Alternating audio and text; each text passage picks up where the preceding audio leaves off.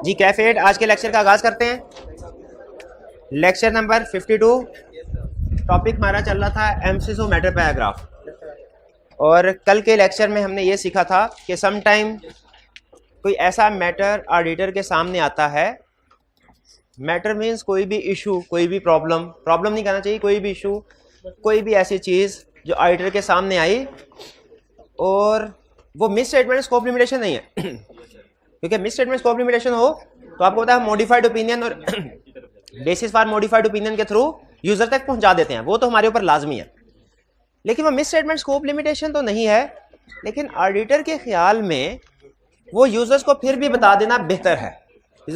तो क्या ऑडिटर को वो चीज़ यूजर्स को बता देनी चाहिए? यानी बेसिक क्वेश्चन ये हुआ कि क्या ऑडिटर मिस स्टेटमेंट और स्कोप लिमिटेशन के अलावा भी कुछ चीज़ें, कुछ मैटर अगर समझे यूजर्स को बता देनी चाहिए तो क्या वो बता सकता है? इसका जवाब है यस।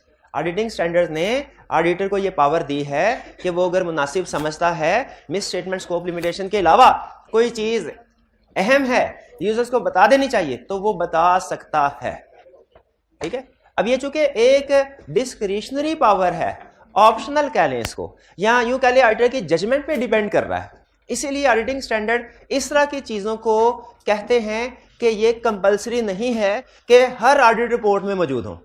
ये जिस ऑडिट रिपोर्ट में ऑडिटर समझेगा कि मुनासिब हैं, इंक्लूड करनी चाहिए, उस ऑडिट रिपोर्ट में इनको इंक्लूड कर देगा, वरना इनको रिपोर्ट का हिस्सा नहीं बनाएगा। आपको याद होगा जब हमने चैप्टर 4 का लर्निंग ऑब्जेक्टिव 1 था शायद, उसमें एलिमेंट्स पढ़े थे, तो कुछ एलिमेंट्स हमने पढ़े थे जो अनमोडिफाइड रिपोर्ट के, जो हर रिपोर्ट में आते हैं, और कुछ ऐसे थे जो मोडिफाइड के नाम से थे। याद है 3-4 एडिशनल के नाम से थे, एडिशनल मैटर, एडिशनल। वो कौन से पैराग्राफ थे? वो पैराग्राफ थे जो कि सम टाइम रिपोर्ट का हिस्सा बनेंगे, सम टाइम नहीं बनेंगे, ऑडिटर की जजमेंट पे डिपेंड करता है। तो हमने कल इसकी एग्जांपल पढ़ी कि एक एग्जांपल है एम्फसिस ऑफ मैटर पैराग्राफ, यानी अगर ऑडिटर समझे कि कोई चीज ना मिस स्टेटमेंट है ना स्कोप लिमिटेशन है, ये उसको बता देना बेहतर है, तो कैसे कम्युनिकेट कर सकता है? एम्फसिस ऑफ मैटर पैराग्राफ के जरिए से। ठीक है। कल हमने इसकी डेफिनेशन पढ़ी थी, एग्जाम्पल्स पढ़े थे, एग्जाम्पल्स हमने 4 कवर कर ली थी और बाकी की 5 कवर कर ली थी, 2 रह गई थी, तो बाकी हम आज डिस्कस करेंगे। असल में इन एग्जाम्पल को मैं डिटेल में डिस्कस करना चाह रहा था तो 2 लेक्चर लग गए, वरना एक लेक्चर में भी नहीं बढ़ सकता था। कंसेप्ट हमने क्या सीखा है? Emphasis of matter paragraph audit report में कब इंक्लूड किया जाता है? When auditor consider it necessary to draw users attention to a matter which is disclosed in financial statement, and that is fundamental for users understanding of financial statement provided की audit. अच्छा, मुझे इसमें बताइए, इस definition में 5 की words हैं जो लाजमी है डेफिनेशन का, वो कौन कौन से हैं? Draw, disclose, fundamental, financial statement, provide. अच्छा, इसका मतलब मुझे ये बताइए, उसने जो लफ्ज लिखा हुआ है डिस्क्लोज, क्या इसका यह मतलब है कि जब कभी एम्फसिस ऑफ मैटर दिया जाएगा 100% कंफर्म है कि वो मैटर फाइनेंशियल स्टेटमेंट में डिस्क्लोज होगा? 100% कंफर्म है, शाबाश, कि वो मैटर फाइनेंशियल स्टेटमेंट में डिस्क्लोज होगा। अच्छा, वो मैटर फाइनेंशियल स्टेटमेंट में भी डिस्क्लोज हुआ, वो ऑडिट रिपोर्ट में भी ऑडिटर उसको एम्फसाइज कर रहा है, लेकिन ये जहन में रखिएगा ऑडिट रिपोर्ट में सिर्फ उसका सरसरी तज़किरा होता है, फिर हम रेफरेंस दे देते हैं कि अगर आप मजीद इसकी डिटेल जानना चाहते हैं तो फाइनेंशियल स्टेटमेंट के इस नोट पे चले जाएं। अच्छा, फिर इसके बाद प्रोवाइडेड में लिखा है provided matter does not require modified opinion. इसका क्या मतलब है? इसका मतलब है कि जिस मैटर के ऊपर, गौर से सुनिएगा, जिस मैटर के ऊपर एम्फसिस ऑफ मैटर पैराग्राफ आप दे रहे हैं ना, वो मिस स्टेटमेंट या स्कोप लिमिटेशन नहीं होनी चाहिए, क्योंकि miss statement scope limitation modification in opinion require करते हैं। अगर मिस स्टेटमेंट स्कोप लिमिटेशन होगी तो फिर मॉडिफाइड ओपिनियन दिया जाएगा, फिर एम्फसिस ऑफ मैटर नहीं दिया जाएगा। पहली लाइन का मतलब ये। अच्छा, दूसरी लाइन में उसने कहा प्रोवाइडेड मैटर इज नॉट की ऑडिट मैटर। इसका क्या मतलब है? कि की ऑडिट मैटर नहीं होना चाहिए। सेम कंसेप्ट वही जो मॉडिफाइड। क्यों? क्योंकि अगर की ऑडिट मैटर हुआ तो वो की ऑडिट मैटर वाले सेक्शन में जाएगा, एम्फसिस ऑफ मैटर में नहीं आएगा। अगर मिस स्टेटमेंट स्कोप लिमिटेशन हुई, मॉडिफाइड ओपिनियन में जाएगी, एम्फसिस ऑफ मैटर में नहीं आएगी। अच्छा, यहाँ पे ना मैं समझाना चाहता कुछ और हूं, स्टूडेंट को समझ कुछ और लगती है। मैं क्या समझाना चाहता हूं? मैं ये समझाना चाहता हूं कि अगर किसी मैटर के ऊपर मॉडिफाइड ओपिनियन आना चाहिए तो फिर उस पे मॉडिफाइड ओपिनियन दिया जाएगा, एम्फसिस ऑफ मैटर नहीं दिया जाएगा। मैं ये स्टूडेंट क्या समझता है? कि जब कभी ऑडिट रिपोर्ट में मॉडिफाइड ओपिनियन आया तो एमसीएस ऑफ मैटर नहीं आएगा। स्टूडेंट क्या समझता है? ये गलत है।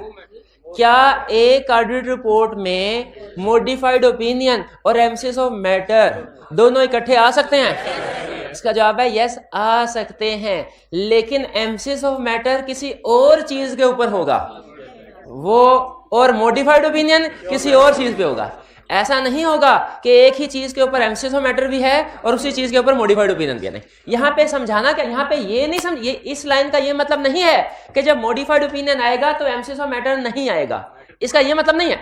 इसका सही मतलब क्या है कि जिस मैटर के ऊपर एमसीएस ऑफ मैटर आएगा उसके ऊपर मॉडिफाइड ओपिनियन नहीं आएगा, या जिसके ऊपर मॉडिफाइड ओपिनियन आएगा उसके ऊपर एमसीएस ऑफ मैटर नहीं आएगा। किसी दूसरे मैटर पे आ सकता है, किसी दूसरे मैटर पे आ सकता है। कुछ समझा पाए हम आपको? तो बताइए क्या ऐसा पॉसिबल है कि एक रिपोर्ट में क्वालिफाइड ओपिनियन एक्सप्रेस किया गया और उसी रिपोर्ट के अंदर एमसीएस ऑफ मैटर भी आ जाए? क्या पॉसिबल? हाँ पॉसिबल है, लेकिन ध्यान किस चीज का रखना है हमने? दो, शाबाश, दोनों अलग अलग मैटर्स के ऊपर हो। क्लियर होगी ये बात? अच्छा चलिए, ये डेफिनेशन हमने कल पढ़ ली। अच्छा, की ऑडिट मैटर क्या है ये मैं अभी आपने नहीं, मैंने समझाया नहीं हुआ, आपने सिर्फ डेफिनेशन के तक याद कर लेना है। इसकी बारी भी एक आधे दिन में आने वाली है। Example of MCS of matter.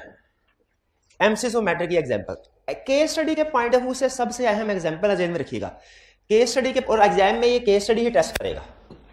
Examples है, डेफिनेशन तो सिर्फ आपके कंसेप्ट स्ट्रॉन्ग करने के लिए इसके ऊपर डिस्कशन की। सबसे पहली एग्जाम्पल क्या है? एक्सेप्शनल लिटिगेशन और रेगुलेटरी एक्शन। एक्सेप्शनल लिटिगेशन क्या होती है? क्लाइंट के खिलाफ कोई बड़ा केस, बड़ा एक्सेप्शनल। और रेगुलेटरी एक्शन क्या है? गवर्नमेंट की तरफ से कोई एक्शन लिया गया हो कंपनी के खिलाफ, क्योंकि गवर्नमेंट ने अगर कंपनी के खिलाफ कोई एक्शन ले रही है तो छोटा मोटा इशू थोड़ी होगा। अच्छा, एक्सेप्शनल लिटिगेशन में अगर मैनेजमेंट ने सही काउंटिंग ट्रीटमेंट कर लिया है, डिस्क्लोज करना था डिस्क्लोज कर दिया, प्रोविजन रिकॉर्ड जो भी करना था कर दिया, लेकिन है एक्सेप्शनल लिटिगेशन, हमें यूजर्स को, हम समझते हैं यूजर को बता देना चाहिए कि ए यूजर कंपनी के खिलाफ एक केस चल रहा है, अगर कंपनी हारी ना तो उन्हें हैवी डैमेजेस पे करना पड़ेंगे और हो सकता है कि प्रॉफिट सारे का सारा खत्म हो जाए या बहुत कम हो जाए। अब इस केस का फैसला अभी तो नहीं हुआ, अगले साल आने वाला है, अलर्ट हो जाओ।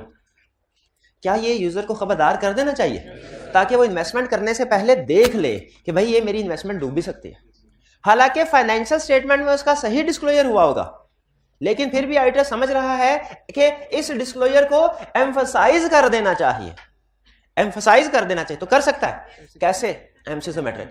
सबसे ज्यादा एग्जांपल जो पास पेपर में टेस्ट होती है वो यही है, एक्सेप्शनल लिटिगेशन और रेगुलेटरी एक्शन। एग्जाम में कैसे पहचानेंगे ये नॉर्मल लिटिगेशन है कि एक्सेप्शनल? एग्जाम में जो भी लिटिगेशन आ गई तो एक्सेप्शनली अज्यूम करने हैं आपने, ठीक है, अनलेस के वो कभी कह दे कि ये रूटीन नेचर की लिटिगेशन है, और वो आज तक तो उसने कभी नहीं कहा। हाँ, टेक्स्ट में एक दफा कहा है, दो दफा टेक्स्ट के क्वेश्चन टेस्ट, एक दफा उसने कहा कि आपने बताना एमसीएस मैटर आएगा कि नहीं आएगा। दोनों सुन लीजिए। एक दफा उसने कहा कंपनी के खिलाफ रूटीन में केस टैक्स के केसेस चलते रहते हैं जिनकी अमाउंट मटेरियल होती है, एक ये। दूसरी केस स्टडी में से क्या, कंपनी के खिलाफ एफबीआर ने एक स्पेशल इन्वेस्टिगेशन शुरू की है और पिछले 5 सालों के प्रॉफिट को रिकैलकुलेट कर रहे हैं। ये जो सेकंड वाला है ये स्पेशल है, एक रेगुलेटरी एक्शन, इसमें एमसीएस मैटर आएगा। फर्स्ट वाले पे एमसीएस मैटर नहीं आएगा, कोई और शायद आए तो आए, एमसीएस मैटर नहीं आएगा। बहरहाल चलिए, ये पहली example exceptional litigation regulatory action clear हो गई। दूसरी example significant subsequent event occur. अच्छा, सब्सीक्वेंट आगे लिखने की जरूरत नहीं थी, लेकिन हमें पता है, लिखने की जरूरत नहीं थी, पता है। क्या पता है? सब्सीक्वेंट इवेंट का मतलब ही होता है कि ईयर एंड के बाद हो, ईयर एंड के बाद हो, ठीक है, शाबाश। क्लास में कोई स्टूडेंट जो कि सब्सीक्वेंट इवेंट की एग्जांपल्स बता दे, सब्सीक्वेंट इवेंट की नहीं, हाइब्रिड में कोई स्टूडेंट है, हाइब्रिड में, शाबाश, ये हाइब्रिड में ये जो पहले नंबर स्टूडेंट है, शाबाश, फटाफट बताइए। सब्सीक्वेंट इवेंट में एग्जांपल, पहले कैटेगरीज बतानी है, फिर उनकी एग्जांपल्स बतानी है, फिर उनका ट्रीटमेंट बताना है। हाँ, इतना आसान नहीं है पैसे कमाना। जी मेरे भाई, शाबाश। शोर ना मचाए, शोर ना, देखिए अगर शोर मचाएंगे टाइम कम होगा, फिर प्राइज वाली क्वेश्चन कम हो जाएंगे। जी जल्दी बताइए, एग्जांपल बताइए सब। जी एसेट्स का नहीं, पहले उसकी 2 टाइप्स बताइए ना, 2 टाइप्स कौन सी है? एडजस्टिंग और नॉन एडजस्टिंग से पूछ रहा हूँ वो भी। अच्छा, अब एडजस्टिंग की एग्जांपल बताएं। इन्वेंट्री डिफेक्टिव इन्वेंट्री रिटर्न हो गई, शाबाश, एक एग्जांपल। और एग्जांपल, एशर्स को आग लग जाए, ये नॉन एडजस्टिंग है हमारे। और जी मेरे भाई आप बताइए, बैड डेट और वारंटी वगैरह नहीं भाई कोई। फिर सुन लें, सब्सिक्वेंट इवेंट की दो टाइप्स हैं, एक एडजस्टिंग, दूसरा नॉन एडजस्टिंग। एडजस्टिंग इवेंट की एग्जांपल्स हैं bankruptcy of debtor, sale of inventory below cost, decision of legal case, return of defective inventory. Non adjusting event की एग्जांपल्स है फायर, जिससे एसेट्स डिस्ट्रॉय हो जाएं।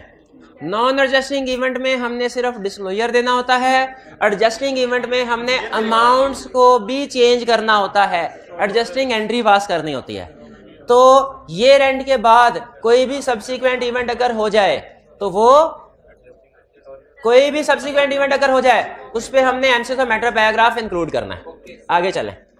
Next, financial statement reissued are corresponding figures restated. ये हमारा इस topic में तो अहम है, इससे कहीं ज्यादा अहम हमारे फ्यूचर के टॉपिक के लिए है। फाइनेंशियल स्टेटमेंट री इशूड और रीस्टेटेड, समझ लीजिए फर्क क्या है। सम टाइम ऐसा होता है कि ऑडिट रिपोर्ट हमने साइन कर दी, गौर से सुनिएगा, ऑडिट रिपोर्ट हमने साइन कर दी, इशू भी हो गई, इसके बाद पता चला कि फाइनेंशियल स्टेटमेंट में कोई गड़बड़ है, फाइनेंशियल स्टेटमेंट में कोई मिस स्टेटमेंट है। देखिए कोई बड़ी बात नहीं है, हो सकता है हमने रीजनेबल एश्योरेंस ऑब्टेन कर ली हो, उसके बावजूद भी कोई मिस स्टेटमेंट रह गई हो सकता है, कोई बड़ी बात नहीं है, इनहेरेंट लिमिटेशन इसी चीज का नाम है।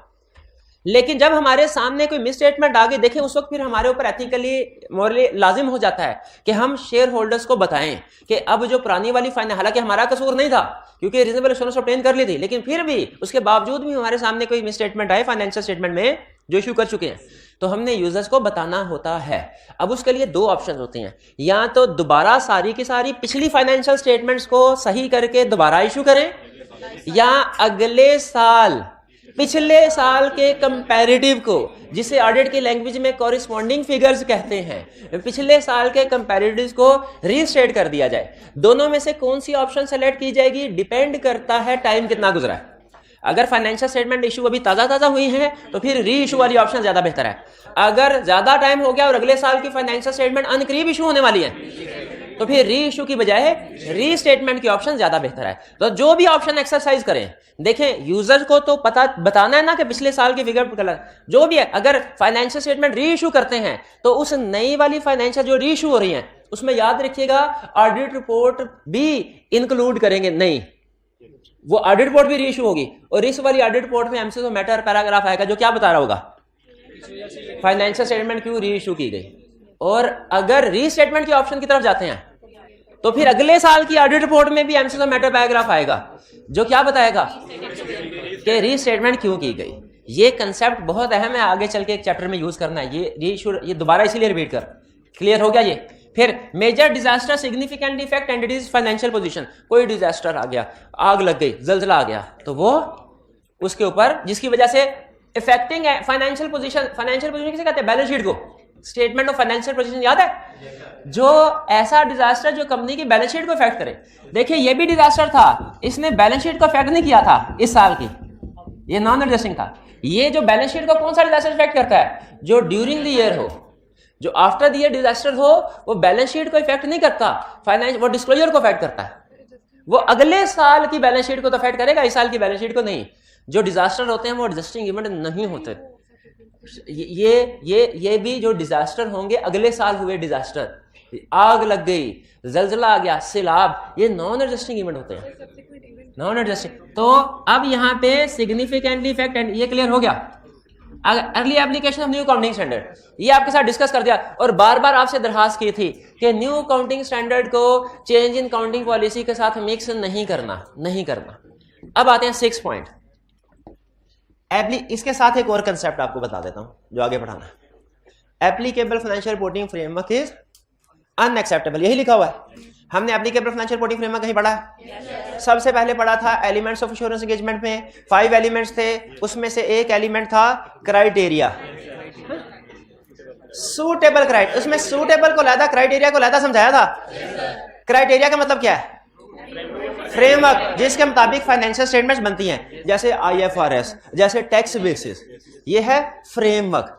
और इसमें लफ्ज सूटेबल का मतलब क्या था? कि वो सही से सेलेक्ट किया गया हो।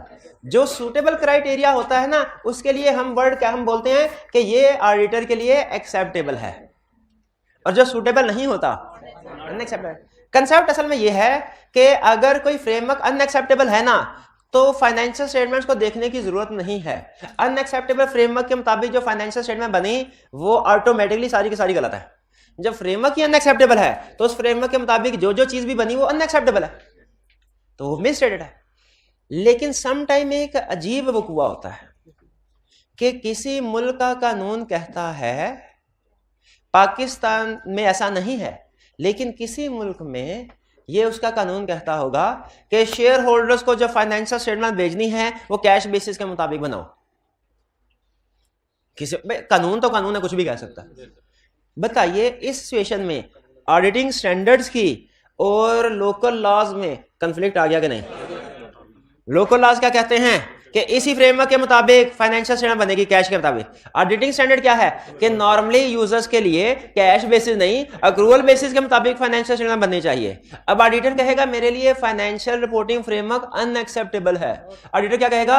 मेरे लिए फाइनेंशियल रिपोर्टिंग फ्रेमवर्क अनएक्सेप्टेबल है। लेकिन लॉ कहेगा रिक्वायर्ड बाय लॉ तो यही है, रिक्वायर्ड बाय लॉ तो यही है। बताइए जहां कहीं स्टैंडर्ड में और लॉ में कंफ्लिक्ट है, किसकी बात मानी जाती? लॉ जो जो कहे मानो। लेकिन फिर स्टैंडर्ड कहते हैं लॉ की सारी बात मानो, थोड़ी सी मेरी भी मानो। फिर लॉ के खिलाफ चलते हुए नहीं, लॉ के अंदर रहते हुए थोड़ी सी मेरी भी मानो। यानी अगर applicable financial reporting framework unacceptable है लेकिन रिक्वायर्ड बाय लॉ है, गैस कीजिए ऑडिटर एंगेजमेंट को एक्सेप्ट करेगा कि नहीं? करेगा, क्योंकि लॉ रिक्वायर कर रहा है। लेकिन स्टैंडर्ड कहता है एंगेजमेंट एक्सेप्ट कर लो, ठीक है, लेकिन रिपोर्ट में एक लाइन लिख दो, क्या? कि ये फ्रेमवर्क अनएक्सेप्टेबल है, लेकिन मैं इसीलिए ऑडिट कर रहा हूं क्योंकि रिक्वायर्ड बाय लॉ है। और ऑडिटर कैसे बताएगा? ये एमसीज ऑफ मैटर पैराग्राफ में, एमसीज ऑफ मैटर। ये अब लाइन समझ आई? Applicable financial reporting framework is unacceptable but prescribed by law, required by law. Prescribed मतलब रिक्वायर्ड ही है, रिक्वायर्ड बाय लॉ हो तो हम एंगेजमेंट को एक्सेप्ट करते हैं कि नहीं करते? करते हैं। लेकिन स्टैंडर्ड क्या कहता है? कर लो कर लो, क्योंकि लॉ ने कहा है। लेकिन अपनी रिपोर्ट में ये लिख देना, क्या लिख देना? कि फ्रेमवर्क अनएक्सेप्टेबल था लेकिन रिक्वायर्ड बाय लॉ था, इसलिए ऑडिट कर रहे हैं। क्लियर? ये वाली लाइन समझ आई? चलिए ये दो कंसेप्ट है ना, ये वाला और ये वाला, ये फ्यूचर में मैंने यूज करने हैं, तीसरा और छठा जी।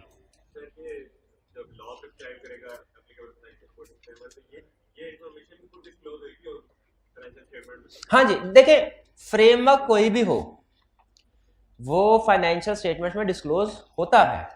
बल्कि जब हमारा स्टूडेंट था, अभी भी शायद होगा, कि basis of preparation of financial statement की एक हेडिंग होती है नोट्स ऑफ अकाउंट्स में, जिसमें हम बताते हैं कि फाइनेंशियल स्टेटमेंट किस बेसिस के ऊपर बनी है। वो कैश बेसिस के ऊपर, के एक्रूवल बेसिस के ऊपर, के IFRS के ऊपर डिस्क्लोजर होता है ना? बिल्कुल। तो वो जो भी फ्रेमवर्क है उसका डिस्क्लोजर होगा। क्लियर हो गया जी? आगे चलते हैं।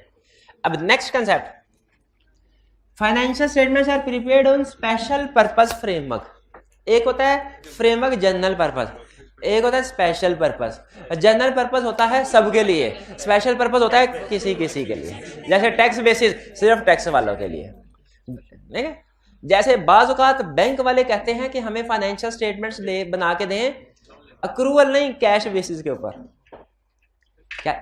हाँ, नॉर्मली कैश बेसिस एक्सेप्टेबल नहीं है अगर जनरल पब्लिक को देनी हो, लेकिन अगर सिर्फ फाइनेंशियल स्टेटमेंट किसी बैंक को देनी है और वो कहता है मुझे कैश बेसिस के ऊपर बना के दो, उस सूरत में इसकी इजाजत है, क्योंकि जनरल पब्लिक को नहीं। अब ये ना सोचेगा कि ऊपर तो हमने कहा था अनएक्सेप्टेबल है और यहाँ पे स्पेशल पर्पस के मुताबिक फाइनेंशियल बना रहे हैं। ये अनएक्सेप्टेबल एक चीज जो हो सकता है वाइड रेंज ऑफ यूजर के लिए अनएक्सेप्टेबल हो, वो किसी स्पेसिफिक यूजर के लिए एक्सेप्टेबल हो सकती है। तो बैंक कह सकते हैं, क्योंकि बैंक को असल में गर्ज होती है कंपनी के प्रॉफिट से नहीं, उसको गर्ज होती है कैश से, कि कंपनी के पास कैश कितना है। तो इसीलिए बैंक समटाइम कहता है कि आप कैश बेसिस के ऊपर फाइनेंशियल स्टेटमेंट्स बना के लिखें।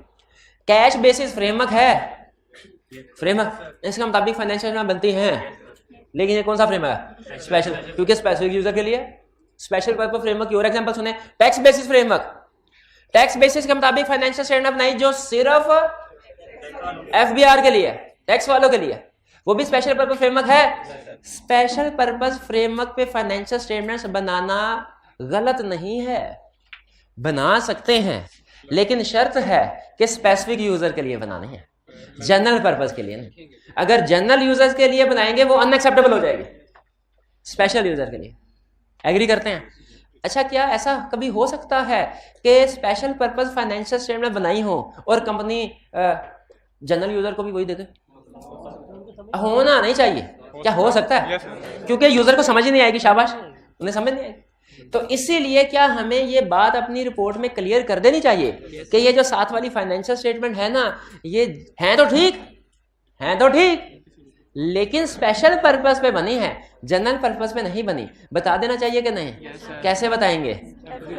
एमसीक्यू मैटर पैराग्राफ के जरिए। तो इसका मतलब है ये कंफर्म हो गया, जब कभी financial statement special purpose framework के मुताबिक बनेगी, एमसीक्यू मैटर पैराग्राफ आएगा स्पेशल पर्पस पे। स्पेशल पर्पस फ्रेमवर्क की एग्जांपल पता है क्या है? Example cash basis, tax basis. General purpose की एग्जांपल क्या है? IFRS basis, accrual basis. ठीक है। अच्छा, एक एग्जांपल पूछूं एडवांस टॉपिक में से। अगर ये एग्जांपल आपने सही बता दी तो समझ ले इस सारी डिस्कशन का हक अदा हो गया। नहीं वो अच्छा 50 बार ना अगर मैं खुद फैसला करूंगा, क्योंकि अगर आप टाइम जाया करेंगे ना तो फिर उतना ही, क्योंकि ये प्रैक्टिस ना हमने आपको पता है पहले शुरू की थी, किस वजह से डिसकंटिन्यू की? क्योंकि टाइम वेस्ट होता था, आप शोर मचाना शुरू कर देते थे, सारे बार कोई कुछ बोल रहा था, कोई क्लास का जो टेम्पो खराब हो जाता है इसमें। तो जब चुप करके जब मैं जिससे सवाल पूछूं प्राइज के साथ वही जवाब दे दिया करे, डिस्टर्बेंस क्रिएट करेंगे तो इस प्रैक्टिस को डिसकंटिन्यू कर देंगे हम। अच्छा अब सुने, जैसे पहले किया था बिल्कुल। अच्छा सुने, मैं आपके सामने 2 फ्रेमवर्क की एग्जांपल रख रहा हूं, आपने बताने इसमें से कौन सा जनरल है और कौन सा स्पेशल है। ठीक है, एक दोनों पहले सुन लीजिएगा।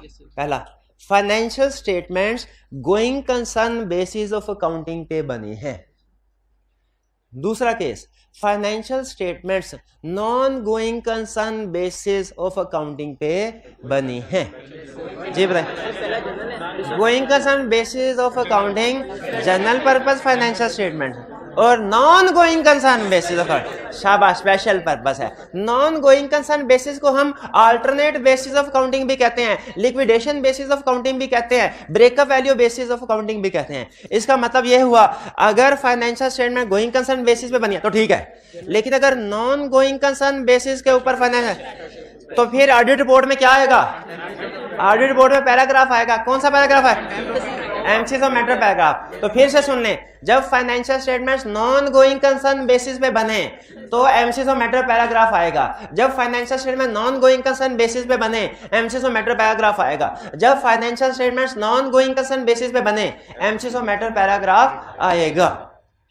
लेकिन आपको ये बात अभी भी समझ नहीं आई ना, जब केस स्टडी आएगी ना तो आप लिखेंगे जब financial statements non going concern basis पे बनी तो रिपोर्ट में पैरा आएगा material uncertainty relating to going concern. एमसीक्यू मैटर क्यों आएगा? तो गोइंग कंसर्न आना चाहिए, गोइंग कंसर्न आएगा। हालांकि क्लास में चीख के बताया हुआ क्या कि जब फाइनेंशियल स्टेटमेंट स्पेशल पर्पस पे बने, नॉन गोइंग कंसर्न बेसिस पे बने, तो फिर रिपोर्ट में कौन सा पैरा आएगा? MCQ matter. नहीं, एक ही आएगा। कौन सा आएगा? MCQ of matter. अब गोइंग कंसर्न अनसर्टेनिटी का पैरा क्यों नहीं आएगा? ये सवाल आपको डिस्टर्ब कर रहा होगा। इसका जवाब अभी नहीं देना, इसका जवाब गोइंग कंसर्न वाले सेक्शन में 2 दिन के बाद। लेकिन जहन में रखना है, क्या सिखाया? चीख के क्या सिखाया? जब financial statement non going concern basis पे बने तो फाइनेंशियल स्टेटमेंट में कौन सा पैरा आएगा? कोई नहीं बोलेगा। अदर मैटर आएगा, एमसीक्यू मैटर के गोइंग कंसर्न अनसर्टेनिटी आएगा। क्लियर हो गए ये सारी एग्जांपल? 7 एग्जांपल, एक एग्जांपल डिटेल में डिस्कस की है। ये नहीं कहा कि घर जाके पढ़ लो, समझ ना आए तो पूछ लेना। एक एग्जांपल को खुद से पढ़ाया है। अब अगर इस टेस्ट में किसी ने गलती की ना, छोड़ना नहीं मैंने। अभी भी कोई कंफ्यूजन है तो पूछ लें, आगे चलते हैं। प्रेजेंटेशन इन report, MCQ matter paragraph report में प्रेजेंट किया जाएगा? बिल्कुल किया जाएगा। अब 2 सवाल है, कहां और कैसे? कहां और कैसे? कहां एमसीज ऑफ मैटर कहाँ? अच्छा मुझे बताइए, ओपिनियन पैराग्राफ रिपोर्ट में प्रेजेंट होता है कहाँ? सबसे पहले कैसे? कैसे सुनाई याद करने को कहा हुआ है ना। एक मिनट है, सुनाए। जो ओपिनियन पैराग्राफ सुनाएगा, शाबाश, ओपिनियन से खामोश होकर सुनिए, कोई बोलेगा नहीं।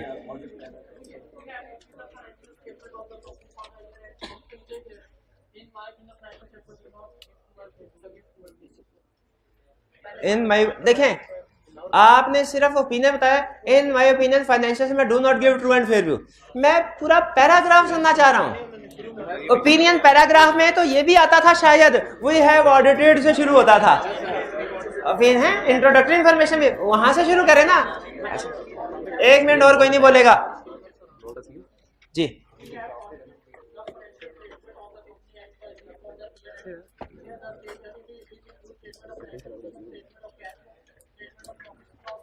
शाबाश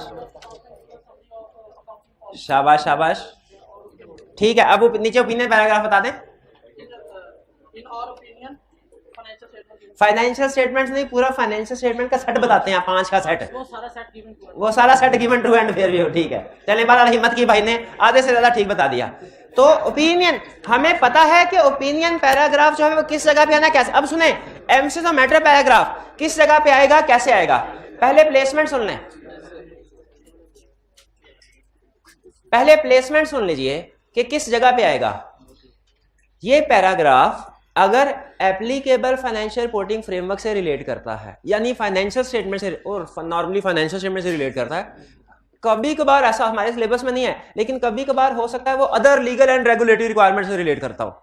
नॉर्मली तो फ्रेमवर्क से रिलेट करता है ना, ठीक है। अब देखें, ये सारी एग्जांपल्स फाइनेंशियल स्टेटमेंट्स में आ रही हैं, ठीक है। तो अगर MCs of matter applicable financial reporting framework से रिलेट करता हो तो कहां आएगा? ये आएगा बेसिस ऑफ ओपिनियन के फौरन बाद, बेसिस ऑफ ओपिनियन के, यानी सबसे पहले आपको बताया था जो एलिमेंट्स की तरतीब क्या है, लॉजिकल, क्या सबसे अहम चीज पहले, उसके बाद दूसरे नंबर पे अहम चीज, फिर तीसरे नंबर पे अहम चीज। तो सबसे अहम चीज तो ओपिनियन, और बेसिस ऑफ ओपिनियन तो ओपिनियन के साथ ही जुड़ना चाहिए ना, ऐसा तो नहीं ओपिनियन कहीं और बेसिस ऑफ ओपिनियन और बेसिस ऑफ ओपिनियन सबसे पहले, और उसके बाद emphasis of matter paragraph. Clear? हाँ, अगर किसी रिपोर्ट में की ऑडिट मैटर भी दिया जा रहा है तो पहले एम्फसिस ऑफ मैटर आएगा या की ऑडिट मैटर, डिपेंड करता है रिलेटिव सिग्निफिकेंस। अगर की ऑडिट मैटर ज्यादा अहम है तो वो पहले आएगा, एम्फसिस ऑफ मैटर बाद में, और अगर एम्फसिस ऑफ मैटर ज्यादा अहम है वो पहले आएगा, की ऑडिट मैटर बाद में।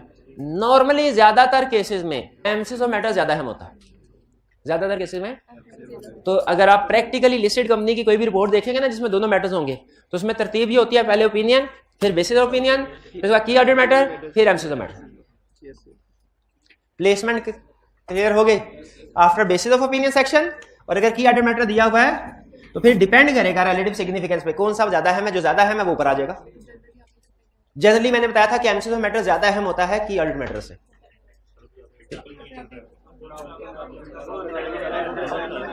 एक मिनट आ रहे, अभी मैंने क्या बताया? नहीं, सुन लें। प्रैक्टिकली ऑडिट रिपोर्ट जब आप देखेंगे तो एम्फसिस ऑफ मैटर पैराग्राफ ऊपर होगा, की ऑडिट मैटर उससे नीचे होगा। मैंने ये नहीं बोला, यही बोल।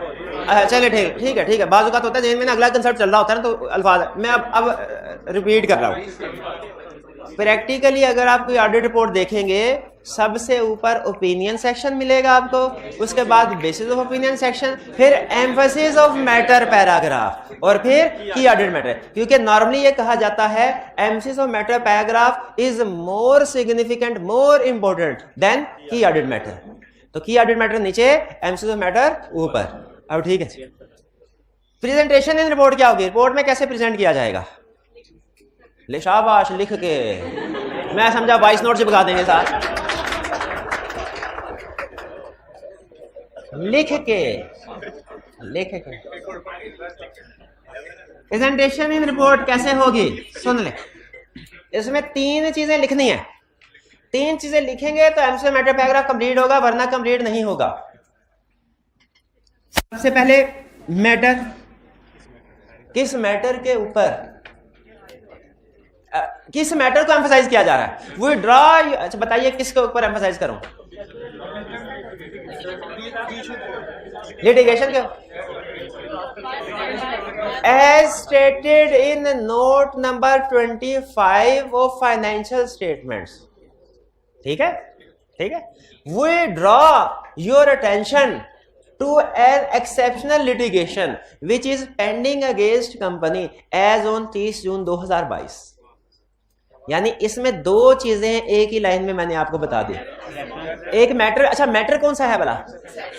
ये मैटर एमसीएस ऑफ मैटर में आना चाहिए, यानी एमसीएस ऑफ मैटर पता हो क्या है। और फिर उसके बाद नोट्स ऑफ अकाउंट्स का रेफरेंस कि कहां पे डिटेल अवेलेबल है। ये नोट्स इसलिए देते हैं क्योंकि ऑडिट रिपोर्ट में सिर्फ हम उसको एम्फसाइज कर रहे होते हैं ब्रीफली, सारी डिटेल ऑडिट रिपोर्ट में नहीं आती, बल्कि नोट्स ऑफ अकाउंट्स में होती है। और फिर एंड पे एक लाइन लिखनी है। वो कौन सी लाइन लिखनी है जिसकी वजह से आपका एक गलत कंसेप्ट बिल्ड होता है? वो लाइन क्या? Our opinion is not modified in respect of this matter, in respect of this matter, in respect. इसको पढ़ ही देते हैं। तीन चीजें, तीन चीजें। अच्छा एक चौथी चीज भी है, वो क्या वाला? गैस करें। मैटर है ना, मैटर। एमसीएस मैटर में इंफॉर्मेशन क्या क्या आएगी ये बता रहे हैं ना। तीन चीजें हैं, रेफरेंस आएगा नोट्स अकाउंट का, मैटर जिसका मैटर में यही होगा ना इनमें से, ये वाला मैटर है कि ये वाला मैटर कि ये वाला मैटर, और एंड पे एक स्टैंडर्ड लाइन आएगी, our opinion is not modified in respect of this matter. तीन चीजें हो गई। एक चीज और आएगी, हेडिंग। शाबाश, कौन था हेडिंग वाला? हेडिंग आएगी, ठीक है, हेडिंग। लेकिन वो चूंकि उसकी हेडिंग, कुछ लोग उसको पैराग्राफ का हिस्सा नहीं मानते, कहते हैं सर ये तो ऊपर है, तो इसीलिए हम नहीं, उसको मैंने यहां पे नहीं लिखा, वरना हेडिंग भी याद रखे, जरूरी है। हेडिंग भी जरूरी है। स्टार्ट में एमसीएस ऑफ मैटर के स्टार्ट में हेडिंग दी जाएगी। चलिए, अच्छा गैस कीजिए, कैफ लेवल से ऊपर सवाल पूछ रहा हूं, क्या ऐसा पॉसिबल है रिपोर्ट 1 एमसीएस ऑफ मैटर 2? हो सकता है? बिल्कुल हो सकता है, बिल्कुल हो सकता है। तो उसमें बताइए हेडिंग्स दोनों की आएगी कि एक की? दोनों, दोनों। या यूं कह लीजिए कि बड़ी हेडिंग एक आएगी एमसीएस ऑफ मैटर पैराग्राफ, उसके नीचे छोटी हेडिंग एक्सेप्शन लिटिगेशन की लाता, और फिर सब्सिक्वेंट इवेंट की लाता। शाबाश शाबाश, चलिए क्लियर हो। चलिए अब एक ड्राफ्टिंग एग्जांपल कर लेते हैं, क्योंकि आईकैप हमसे 3 तरह से क्वेश्चन पूछ सकता है, याद रखें। लिस्ट तो सबसे अहम है ना, केस स्टडी में ये पूछेगा, यानी केस स्टडी में इस लिस्ट में से कोई सिचुएशन बना के पूछेगा।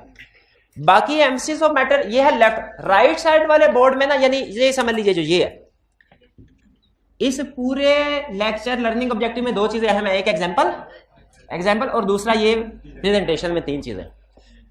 पूरे लर्निंग ऑब्जेक्टिव में और कल और आज के दोनों लेक्चर्स को मिला के 2 चीजें हम आपको बताई, एग्जाम्पल्स, प्रेजेंटेशन। एग्जाम्पल को कैसे टेस्ट करेगा? Case study. MCS of matter ये प्रेजेंटेशन कहेगा, बताइए एमसीएस ऑफ मैटर में कौन सी इंफॉर्मेशन इंक्लूड की जाती है। एमसीएस आपने क्या बताना होगा? Reference matter. अब सुनिए स्टूडेंट फेल कैसे होता, स्टूडेंट फेल कैसे होता। एग्जाम्पल सुनना है आपने, जिससे पूछूंगा वो बताएगा। रिक्वायरमेंट है what shall be implication of this event on audit report. ये इवेंट क्या एक्सप्लेन, ये रिक्वायरमेंट है।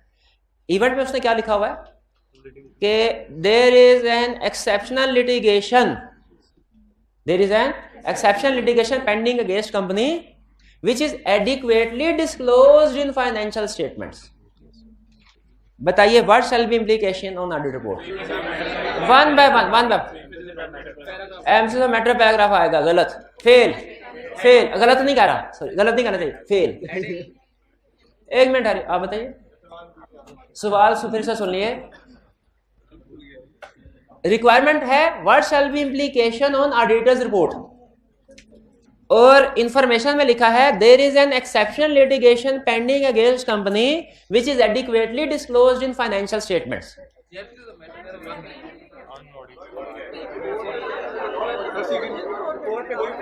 एक मिनट है, सुनने दे। पहले ओपिनियन देंगे तो ओपिनियन देना। Unmodified opinion, auditor shall express unmodified opinion और and shall include emphasis of matter paragraph fail. अब सुनिए जरा, अब सुनिए। अच्छा गलत नहीं कहा, गलत फेल कहा है जी भाई, क्योंकि प्रोविजन रिकॉर्ड नहीं की हुई इसीलिए बिल्कुल ही फेल जी।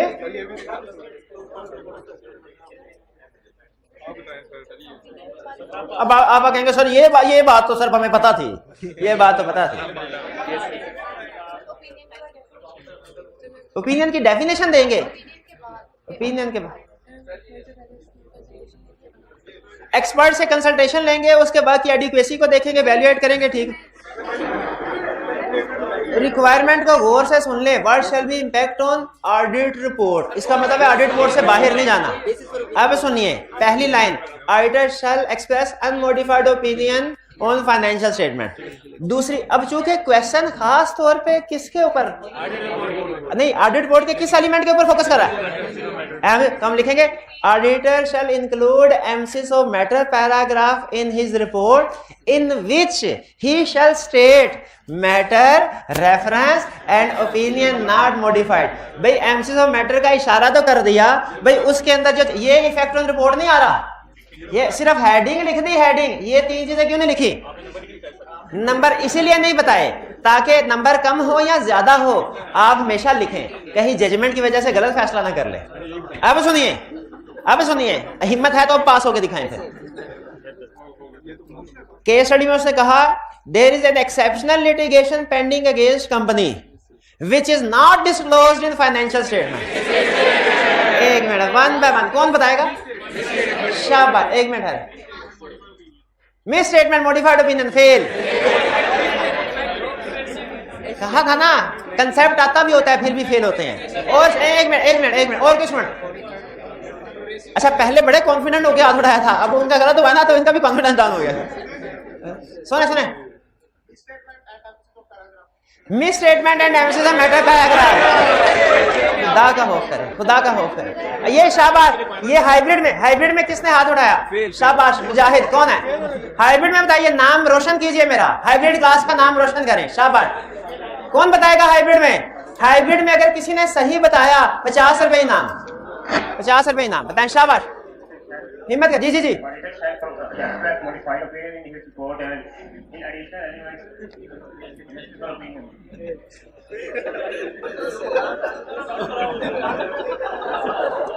एक मिनट है रे जी, ये कौन भाई थे? कौन थे? ऑडिटर शैल एक्सप्लेन, उनसे के साउंड ठीक करें जी। ऑडिटर शैल एक्सप्रेस अल्लाह के बंदे कितनी दफा मना किया है, मॉडिफाइड नहीं, qualified opinion. Auditor shall express qualified opinion if effect is material और adverse opinion if effect is pervasive. पूरी बात तो कर भाई, फिर से बताओ मॉडिफाइड ओपिनियन क्या आएगा? Qualified opinion if effect is material, दोनों पॉसिबिलिटीज कवर करनी है। And effect is pervasive and adverse opinion, और फिर उसके बाद आगे हाँ इन एडिशनल एलिमेंट। शाबाश, वैसे मैं सुनना यही चाह रहा था, बेसिस को कवर करते हैं कि नहीं करते। भाई ने गलतियां की हैं, 2 गलतियां की हैं, लेकिन फिर भी प्राइस दे रहा हूं क्योंकि जो मैं कंसेप्ट टेस्ट करना चाह रहा था वो इन्होंने बता दिया। शाबाश शाबाश। तो सिर्फ ये नहीं कहना, आवाज आ रही थी ना? सिर्फ ये नहीं कहना कि मॉडिफाइड ओपिनियन, बल्कि क्या कहना है? हाँ, लेक्चर में बाज़ औक़ात चलते चलते ना मैं कुछ सेकंड्स को बचाने के लिए क्वालिफाइड और एडवर्स 2 बोलने की बजाय मॉडिफाइड ओपिनियन 1 ही बोल, लेकिन आपको मना किया हुआ है। वैसे मैं खुद भी आइंदा याद करूंगा मॉडिफाइड का वर्ड क्लास में ना बोलूं। तो यहाँ पे क्या होगा? Auditor shall express qualified opinion if effect is material और adverse opinion if effect is pervasive. और इसके बाद auditor shall also explain nature of misstatement in basis for qualified / adverse opinion section. ये है पूरा। और आप क्या कर, मॉडिफाइड ओपिनियन क्या आएगा इसके? मॉडिफाइड ओपिनियन खुद बताए, करेगा पास? ऐसे नहीं करता और नहीं करेगा, नहीं करेगा। ये पहले भी आपने इतनी गलतियां कर दी, अभी तो मैंने आपको अगला बताना था। 3 तरीके से, एक तो इस वाले हिस्से में से केस स्टडी पूछेगा, इसको इस कंसेप्ट को 3 तरीके से डैश कर सकता है। एक तो ये आपसे पूछा क्या, बताओ एमसीक्यू मैटर में कौन सी इंफॉर्मेशन देते हैं, ये सीधा पूछ लिया। दूसरा कहेगा ये इनमें से कोई एक मसला है, मुझे ड्राफ्ट करके दिखाओ। क्या ड्राफ्टिंग पूछ सकता है? क्या आईकैप हमसे ओपिनियन पैराग्राफ ड्राफ्ट करवा सकता है? क्या आईकैप हमसे basis of opinion section draft करवा सकता है? यस, करवा सकता है। और क्लास में शायद ही कोई स्टूडेंट हो जो दोनों लिख सके, शायद ही कोई स्टूडेंट हो। कौन ऐसा माइका लाल है क्लास में, हाइब्रिड में भी, जो इस वक्त भी उसे कहा जाए तो ओपिनियन और बेसिस ऑफ ओपिनियन सेक्शन दोनों लिख सकता है? सारी रिपोर्ट याद करने को तो नहीं कहा हुआ ना, लेकिन सबसे अहम चीज क्या है, ओपिनियन। इसको कहा हुआ है याद कर लें, बेसिस ऑफ ओपिनियन को याद कर लें। नहीं कहा था, चल कोई बात, अब कह दिया, नहीं भी कहा था अब कह दिया ना।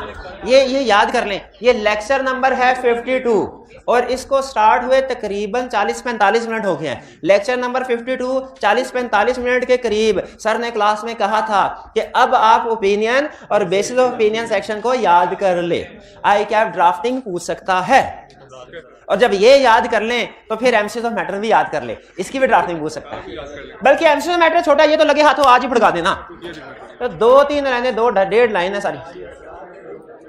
तो एक आईकैप आपसे पूछ सकता है एमसीक्यू मैटर में कौन सी इंफॉर्मेशन इंक्लूड होती है। दूसरा कह सकता है ड्राफ्टिंग करके बताओ। तीसरा क्या कह सकता है, कहेगा ड्राफ्टिंग मैं करता हूं, तुम उसमें से गलतियां निकालो।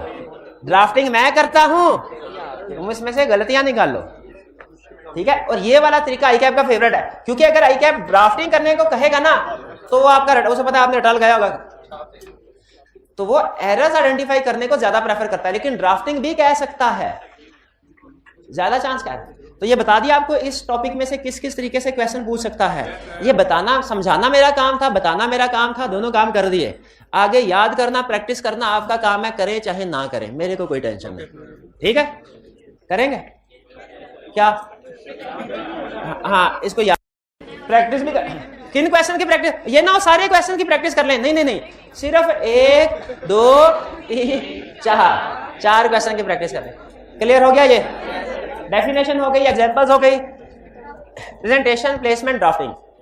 अब एग्जैक्टली इसी स्टाइल पे हमने अदर मैटर पैराग्राफ करना, उसकी भी आज नहीं करना जैसे उसके भी डेफिनेशन होगी इसी तरह, एग्जाम्पल, उसमें से एग्जाम्पल्स को एक एग्जाम्पल को हम डिटेल में डिस्कस करेंगे, चाहे 2 लेक्चर लग जाए। वैसे उम्मीद है 1 लेक्चर में निमट जाएगा, लेकिन कोई मसला नहीं, कंसेप्ट अहम है, स्पीड अहम नहीं है, कंसेप्ट है। तो इसीलिए उसमें हम उनको डिटेल डिस्कस करेंगे, फिर उसकी प्रेजेंटेशन होगी, फिर उसकी प्लेसमेंट होगी, फिर ड्राफ्टिंग होगी। एक जरा सवाब की नीयत से पढ़ लेते हैं।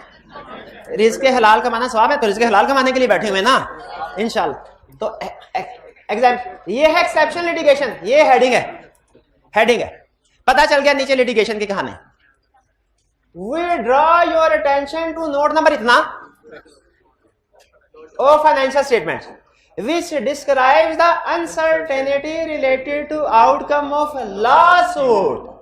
lawsuit filed against company by XYZ company। हम ABC कंपनी की रिपोर्ट दे रहे हैं ना, तो किसी XYZ ने केस किया। Our opinion is not modified in respect of this matter। देखिए तीनों चीजें पूरी हो रही हैं। पहली चीज रेफरेंस, किधर आ गया रेफरेंस, ये आ गया रेफरेंस। दूसरी चीज मैटर बता दिया उसने। तीसरी चीज opinion is not modified. Clear हो गया?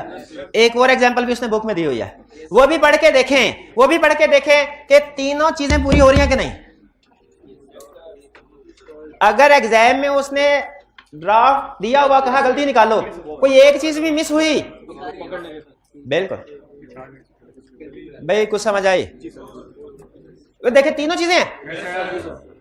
अब वो चीज जिसको मैं समझाता कुछ और हूं, समझते कुछ और, वो है ये our opinion is not modified in respect of this. Student क्या करता है, इधर तक नॉट मॉडिफाइड तक पढ़ता है, आगे गूंगा बहरा हो जाता है, कहता है our opinion is not modified. Sir हमने एक केस स्टडी की, उसमें सोल्यूशन था, उसमें था क्वालिफाइड ओपिनियन एक्सप्रेस करेंगे, और साथ में आपने लिखा था एमसीक्यू मैटर भी आएगा, एमसीक्यू मैटर भी आएगा। तो सर ये तो गलत हो गया, आपने सोल्यूशन गलत बनाया। क्यों? आपने कहा था जब एमसीक्यू मैटर आएगा ना तो ओपिनियन अनमॉडिफाइड होगा। क्या कहा था? एमसीक्यू मैटर आएगा, अगर यहां पे आके रुक जाएंगे ना फिर कंसेप्ट यही बनता है, our opinion is not modified का मतलब जब एमसीक्यू मैटर में our opinion is not modified यहां पे आके रुक जाएंगे तो फिर कंसेप्ट क्या बनता है कि जब एमसीक्यू मैटर है तो ओपिनियन नॉट मॉडिफाइड है, अनमोडिफाइड नहीं आ सकता। लेकिन ये कंसेप्ट गलत है, आपने पूरा पढ़ना है। इसमें फोकस, उसका जोर नॉट मॉडिफाइड पे नहीं है, दिस मैटर के ऊपर है। वो ये नहीं कहना चाह रहा our opinion is not modified. एमसीक्यू मैटर में ये नहीं कहना चाह रहा our opinion is not modified. क्या कहना चाह रहा है? Our opinion is not modified in respect of this matter. इस मैटर कौन सा मैटर? Last root. इस मैटर की वजह से जिसके ऊपर एमसीक्यू मैटर दे रहे हैं, हमारा ओपिनियन मॉडिफाइड नहीं है। इसका मतलब है वो ये मैसेज दे रहा है इस मैटर की वजह से मॉडिफाइड नहीं है, किसी और मैटर की वजह से हो सकता है। तो क्या पॉसिबल है क्वालिफाइड ओपिनियन हो और साथ ही एमसीक्यू मैटर भी हो, और एमसीक्यू मैटर में ये लाइन भी लिखी हो our opinion is not modified in respect of this matter? क्यों? ऊपर तो मॉडिफाइड क्वालिफाइड ओपिनियन है, शाबाश, वो किसी और मैटर की वजह से, लास्ट रूट की वजह से नहीं है।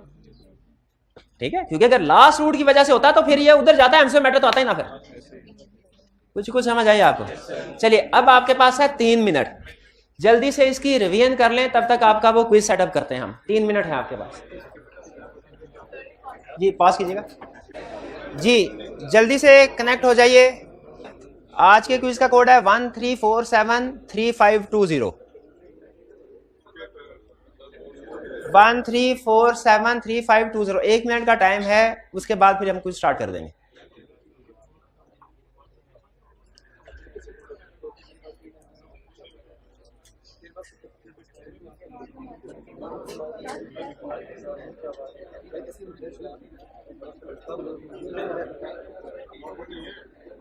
जी menti.com पे जाना है आपने, MENTI, menti.com।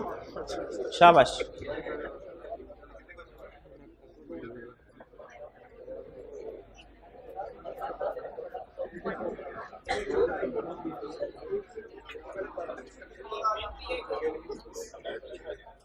जी ये रूल्स आपको पता है? 9 क्वेश्चन हैं आज के क्विज में। ज्यादा क्वेश्चन, जितनी जल्दी क्वेश्चन करेंगे उतने ज्यादा मार्क्स हैं।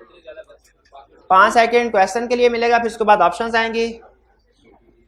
CRN नाम है, आपने CRN अपना एंटर करना है। जी बस 100 हो जाए, कोरम पूरा हो जाए हमारा, हो गया 100। चलिए स्टार्ट करें जी, रेडी हैं? चलिए पहला क्वेश्चन।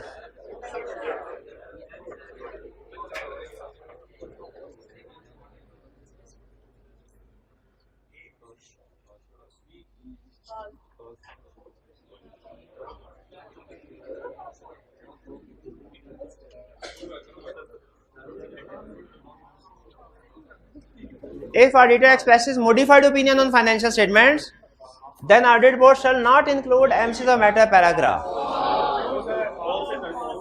False. ठीक है, यानी इसका मतलब ये हुआ अगर मॉडिफाइड ओपिनियन वो इंक्लूड करता है, इसके बावजूद एमसीक्यू मैटर पैराग्राफ भी आ सकता है, लेकिन वो अलग अलग मैटर पे होगा, अलग अलग मैटर पे होगा। Next question 2। खामोश होके पढ़े।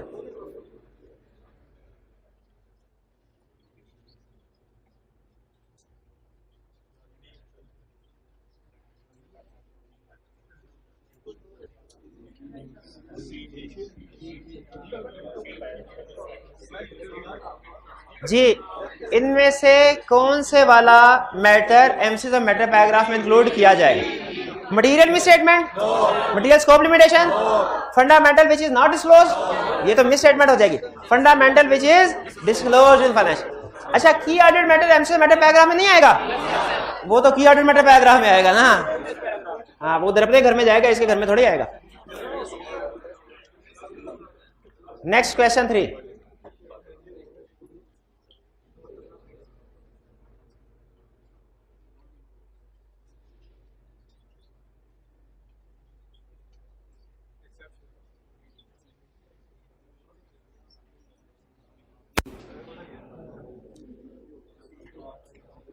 इन which of the following MCQ matter paragraph किस केस में नहीं आएगा? एक्सेप्शनल लिटिगेशन में आएगा, सब्सिक्वेंट इवेंट में आएगा, फायर जिससे काउंटिंग रिकॉर्ड डिस्ट्रॉय हो, ये एमसीक्यू मैटर नहीं आता, ये स्कोप लिमिटेशन की तरफ जाता है। शाबाश, ये ठीक है। Financial statement for same year are reissued, अभी तो पढ़ाया है, री इशूड हो या रीस्टेटेड हो एमसीक्यू मैटर आता है। और special purpose framework is used, फिर भी आता है। स्पेशल पर्पस फ्रेमवर्क की क्या एग्जांपल है? Cash basis, tax basis, non going concern basis. Question 4,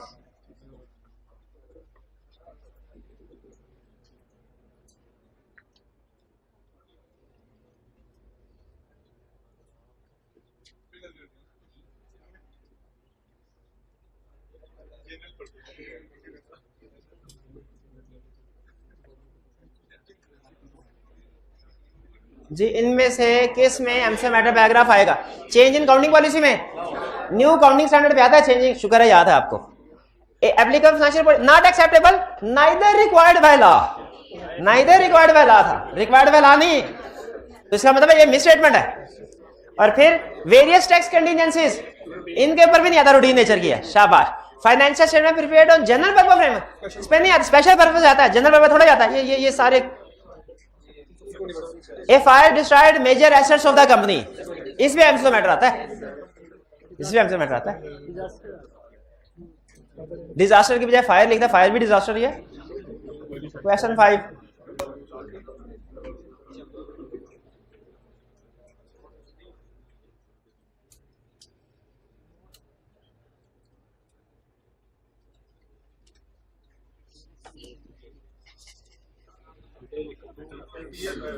कौन सी इंफॉर्मेशन एमसीए मैटर में इंक्लूड नहीं की जाती? मैटर बीइंग एम्फसाइज्ड किया जाता है, opinion not modified in respect of this matter भी आता है, मोर डिटेल्ड एक्सप्लेनेशन, लेस डिटेल्ड होती है, मोर डिटेल्ड नहीं होती, मोर डिटेल्ड तो फाइनेंशियल स्टेटमेंट में, रेफरेंस ऑफ नोट्स, हेडिंग, शाबाश, तो ये मोर डिटेल्ड एक्सप्लेनेशन हो, शाबाश, ये सही आपने आइडेंटिफाई किया।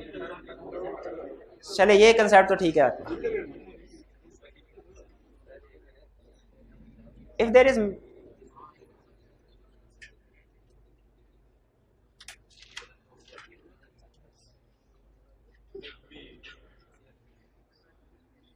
अगर material uncertainty related to going concern है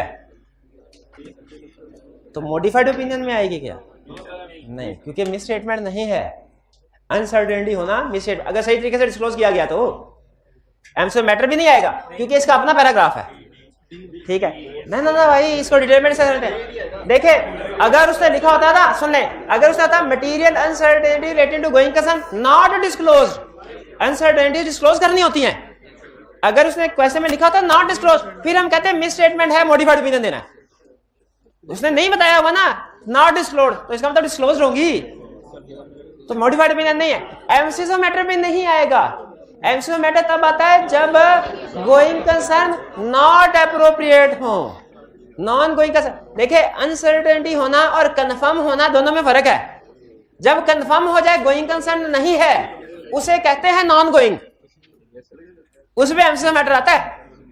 अनसर्टेनिटी का लफ्ज बता रहे हैं 50-50, अनसर्टेनिटी का मतलब यही होता है ना, मे भी हो मे भी ना हो, तो इसमें अलग पैराग्राफ है material uncertainty related to going concern का। ठीक है, तो इसमें कोई भी नहीं। असल में इस अनसर्टेनिटी के केस में एक अलग पैराग्राफ है, वो है material uncertainty related to going concern, वो आएगा मटेरियल अनसर्टेन। हाँ वो नहीं करवाया इसलिए पूछा भी नहीं, सिर्फ ये पूछा इन दोनों में आएगा कि नहीं आएगा, तो इन दोनों में नहीं आएगा। 7 if key audit matter is also included in auditor's report.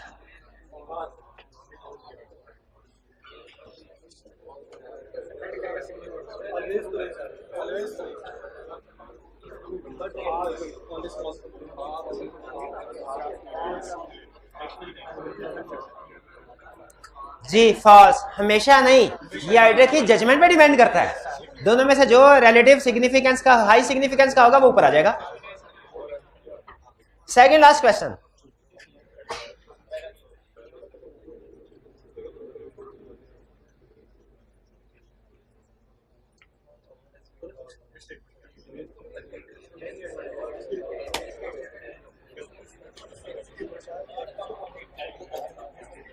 Depreciation expense record नहीं किया, लेकिन नोट्स द अकाउंट्स में शो, एमसीए मैटर आएगा?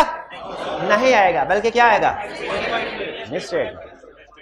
जो मिस स्टेटमेंट हो उसमें एमसीए मैटर नहीं आता, मॉडिफाइड ओपिनियन आता है। फॉल्स, शाबाश। Last question,